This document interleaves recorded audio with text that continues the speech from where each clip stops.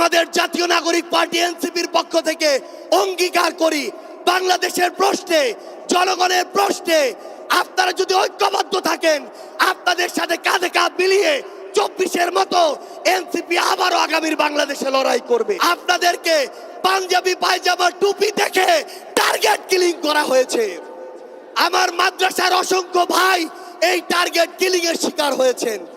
আগামীর বাংলাদেশে কেউ যেন কাউকে ট্যাগিং করে টার্গেট কিলিং এর শিকার না করতে পারে, সে বিষয়ে আমাদের ঐক্যবদ্ধ থাকতে হবে।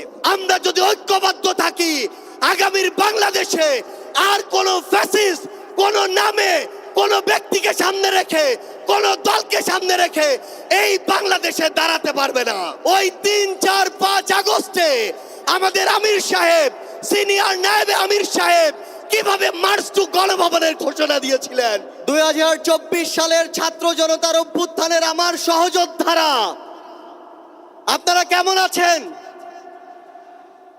আমার সামনে আজ এই ইসলামী আন্দোলন বাংলাদেশের মহাসমাবেশে যে লক্ষ ছাত্র জনতার উপস্থিতি, তারাই ছিল আমাদের জুলাই অভ্যুত্থানের অন্যতম সহযোদ্ধা। কে কি বলল সেটাতে আপনাদের আমাদের কিছু আসে যায় না।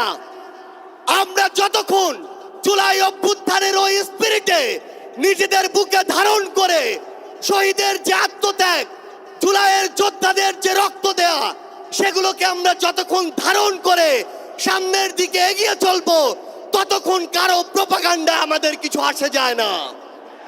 ততক্ষণ ওই বিদেশি এজেন্টদের চক্রান্তে আমাদের কিছু আসে যায় না। আমাদের মনে আছে ওই 3, 4, 5 আগস্টে আমাদের আমির সাহেব, সিনিয়র নায়েবে আমির সাহেব কিভাবে মার্চ টু গণভবনের ঘোষণা দিয়েছিলেন। আমরা স্পষ্ট করে আপনাদেরকে একটা কথা বলি, এই 24 পরবর্তী বাংলাদেশে আমরা যারা অভ্যুত্থানের সহযোদ্ধা ছিলাম, আমরা যদি ঐক্যবদ্ধ থাকি, আগামীর বাংলাদেশে আর কোন ফ্যাসিস্ট কোন নামে কোন ব্যক্তিকে সামনে রেখে কোন দলকে সামনে রেখে এই বাংলাদেশে দাঁড়াতে পারবে না। এখন জনগণের সামনে আমাদের দৃষ্টান্ত স্থাপন করতে হবে। আমরা আমাদের কাজের মাধ্যমে প্রত্যেকটি ক্ষেত্রে যেন সেই দৃষ্টান্ত স্থাপন করতে পারি। আজকে যখন আমি আসছিলাম, রাস্তার আশেপাশের প্রত্যেকটি মোড়ে আমার ইসলামী আন্দোলন বাংলাদেশের সহযোদ্ধারা ট্রাফিকিং এর কাজ করছে। এটাই হচ্ছে দৃষ্টান্ত যে আমরা কাজ করব, আমাদের রাজনৈতিক সমাবেশ করব, একই সাথে জনগণের যেন দুর্ভোগ না হয় সেটাও আমাদের মাথায় থাকবে। আমরা এর আগেও দেখেছি এই মাঠে প্রোগ্রাম হয়েছে, প্রোগ্রাম শেষ করে মাঠের প্রত্যেকটি ময়লাকে পরিষ্কার করা হয়েছে। এটাই হচ্ছে আগামীর বাংলাদেশের দৃষ্টান্ত যে আমাদের যারা সাময়িক যদি কোনো সমস্যা হয়, আমরা আবার ঐক্যবদ্ধভাবে সেই সমস্যার সমাধান করব। একটা জিনিস মনে রাখতে হবে, এই অভ্যুত্থানে আপনারা যখন ঢাকার গুরুত্বপূর্ণ পয়েন্টগুলো থেকে শুরু করে দেশের বিভিন্ন রণক্ষেত্রে অংশগ্রহণ করেছেন, আপনাদেরকে পাঞ্জাবি পায়জামা টুপি দেখে টার্গেট কিলিং করা হয়েছে। আমার মাদ্রাসার অসংখ্য ভাই এই টার্গেট কিলিং এর শিকার হয়েছেন। আগামীর বাংলাদেশে কেউ যেন কাউকে ট্যাগিং করে টার্গেট কিলিং এর শিকার না করতে পারে, সে বিষয়ে আমাদের ঐক্যবদ্ধ থাকতে হবে। আমরা সংস্কার বিচারকে সামনে রেখে আমাদের এই লড়াই করছি।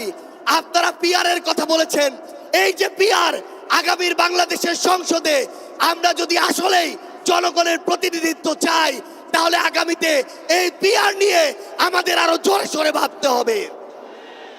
আমরা আপনাদেরকে স্পষ্ট করে আমাদের জাতীয় নাগরিক পার্টি এনসিপির পক্ষ থেকে অঙ্গীকার করি, বাংলাদেশের প্রশ্নে, জনগণের প্রশ্নে আপনারা যদি ঐক্যবদ্ধ থাকেন, আপনাদের সাথে কাঁধে কাঁধ মিলিয়ে 24-এর মতো এনসিপি আবারও আগামীর বাংলাদেশে লড়াই করবে। আমাদের এই বাংলাদেশের 24-এর অভ্যুত্থানের স্পিরিটের প্রশ্নে, ওই খুনিদের বিচারের প্রশ্নে, রাষ্ট্রের সংস্কারের প্রশ্নে আমরা ঐক্যবদ্ধভাবে এগিয়ে যাব। আমরা যতদিন ঐক্যবদ্ধ থাকব, ততদিন এই বাংলাদেশে আর কোনো হাসিনা মাথা উঁচু করে দাঁড়াতে পারবে না। ইনশাআল্লাহ আপনাদের সাথে আমাদের আবারও দেখা হবে রাজপথের লড়াইয়ে অথবা বিজয়ে। ততদিন পর্যন্ত সত্যের সাথে থাকবেন, ন্যায়ের সাথে থাকবেন। যত বড় সাহসী, যত বড় নেতাই ফ্যাসিস্ট হয়ে ওঠার চেষ্টা করুক না কেন, আমরা ঐক্যবদ্ধভাবে তাদেরকে প্রতিহত করব ইনশাআল্লাহ। ইনকিলাব জিন্দাবাদ।